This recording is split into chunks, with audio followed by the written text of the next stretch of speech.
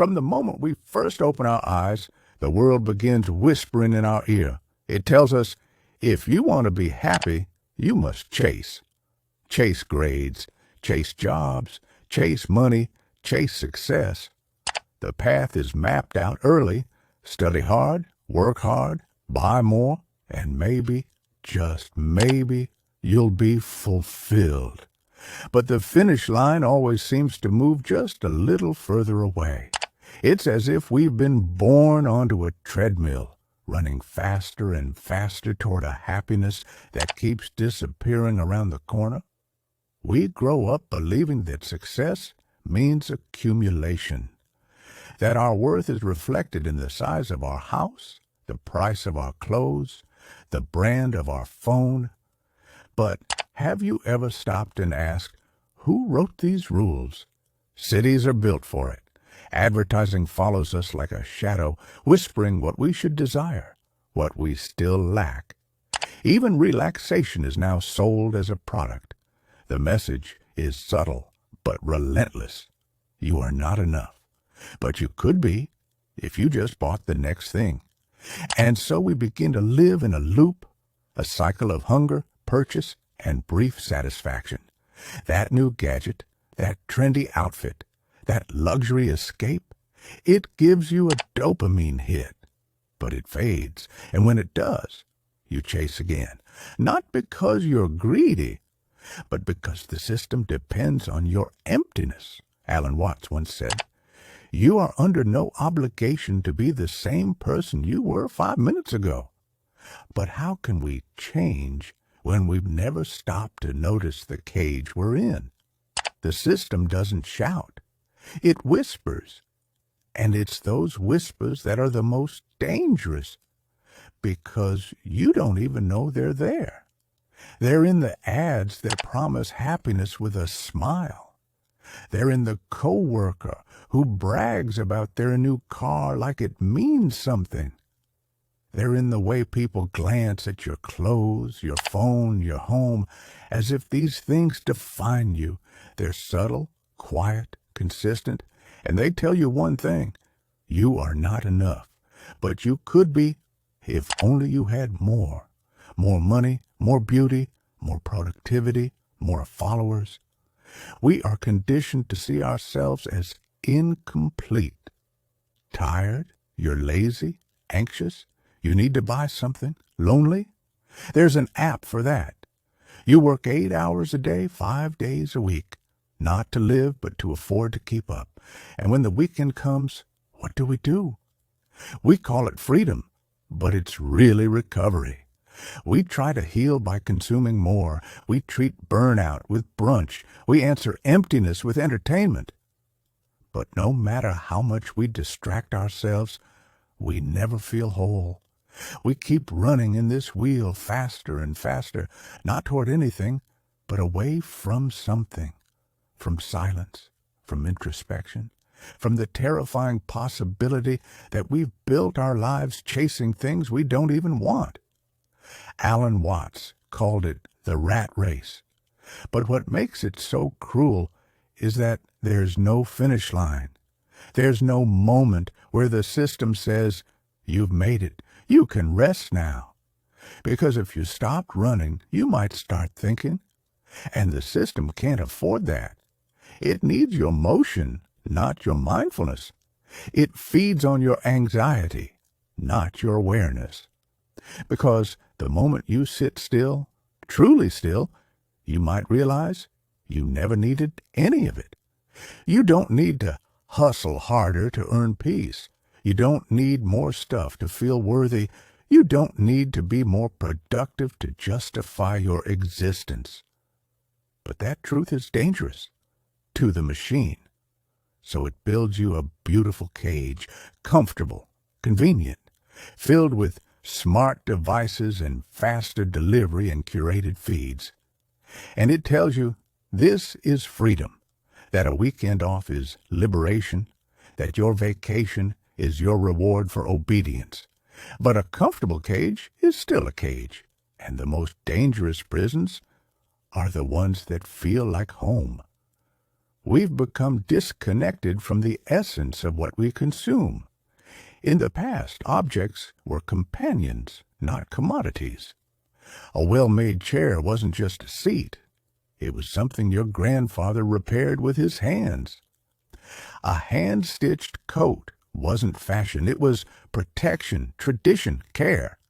Every tool in the shed had a name, a memory, a quiet dignity. Even the scratches had meaning, signs of use, signs of life. Today, we consume to discard. We buy things not because we need them, but because we are told we should want them. And when the excitement fades, which it always does, we move on, barely remembering what we once craved. Our phones become outdated in 2 years. Our clothes feel old after a season. Our furniture creaks after its warranty ends. Nothing is meant to last, not even our attention span. We replace instead of repair. We upgrade instead of appreciate. We scroll instead of sit still. Even our friendships can feel disposable. Swipe left, swipe right. And suddenly people become products too. But this isn't just about objects. It's about our relationship with reality. The texture of wood, the smell of an old book, the weight of a ceramic cup. These are moments of presence, but we've traded them for pixels, for speed, for surface over substance. Alan Watts once said, "We're living in a culture entirely hypnotized by the illusion of time." We think happiness is always just one step ahead, the next job, the next gadget, the next vacation. But what if fulfillment isn't out there? What if it's in here, in the stillness we avoid, in the space between things? The system doesn't shout. It whispers, and it's those whispers that make it so dangerous.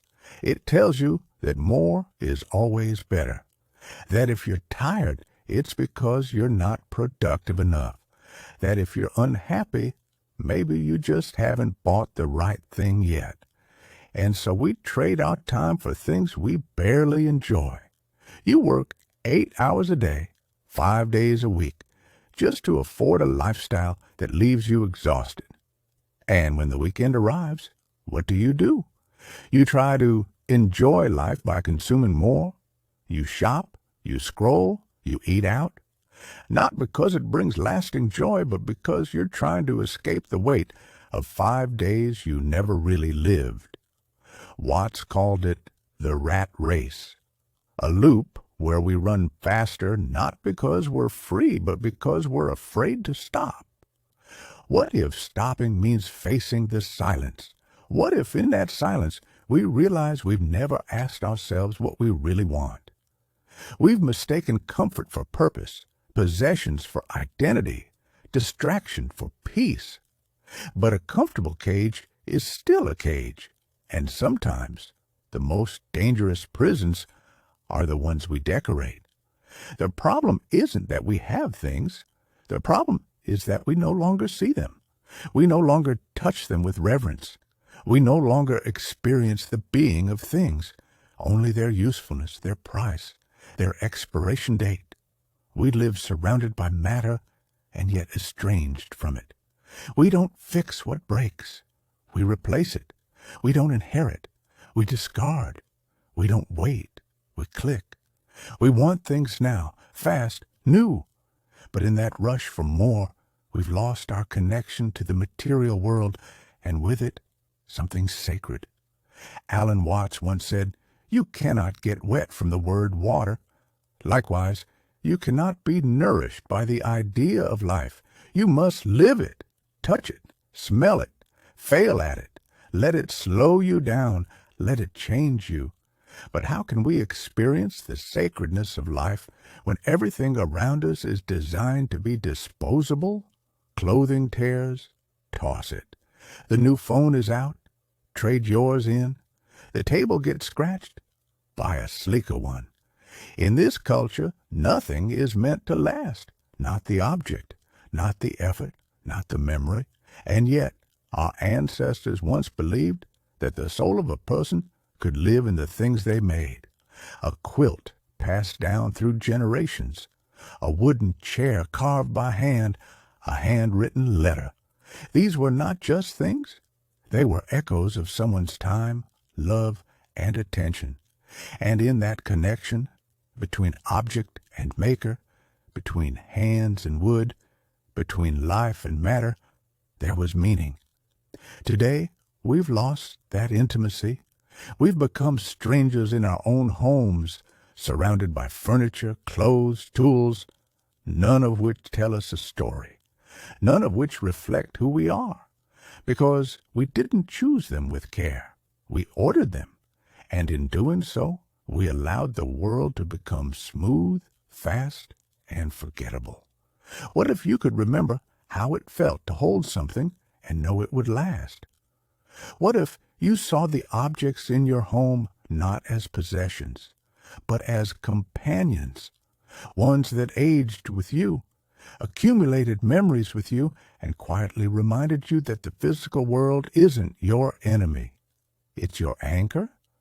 Because to love life, you must first come back to your body, to your breath, to your hands, to the table you eat at, to the cup that warms your palms, to the slowness of peeling an orange, to the crack in the floor that only you notice. This is presence, and it begins with how we treat man. And here's the quiet truth no one tells you. When you stop chasing more, you don't become less. You become free. You stop being a gear in the machine and start being a person again. Not a consumer, not a follower, not a status symbol. Just a human being, breathing, feeling, living. Alan Watts reminds us that life is not a journey with a destination. It's like music or dance. You don't listen to a symphony just to get to the end. You listen to feel it. But our modern lives are structured like races, sprints toward retirement, toward validation, toward proving we're not falling behind. We've been taught to view life as a ladder, each rung a title, a purchase, a milestone, until one day you realize you climbed the wrong wall. This is why people, even after earning money, feel hollow. It's not wealth that's the problem. It's the belief that wealth alone can give life meaning. But when you stop trying to achieve happiness and start noticing where joy is quietly waiting, in a slow conversation, in fixing something with your hands, in noticing a bird outside your window, you realize that fulfillment was never in the chase. It was in the presence you've been taught to ignore. And here's the paradox. The less you need, the more alive you feel. The simpler the moment, the deeper the peace. It's not about becoming a monk or rejecting modern life. It's about living consciously, choosing with intention, and letting your worth be rooted in being, not buying.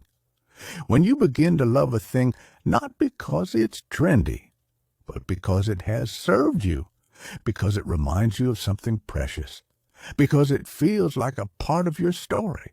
You've stepped out of the rat race. You've begun to live. And in that moment, no one can sell you your soul again, because you've already reclaimed it. So, what do we do now? We stop. We pause the endless scroll, the hunt, the comparison. We breathe, and we ask honestly, what do I truly value, not because the world told me to, but because it speaks to something real in me?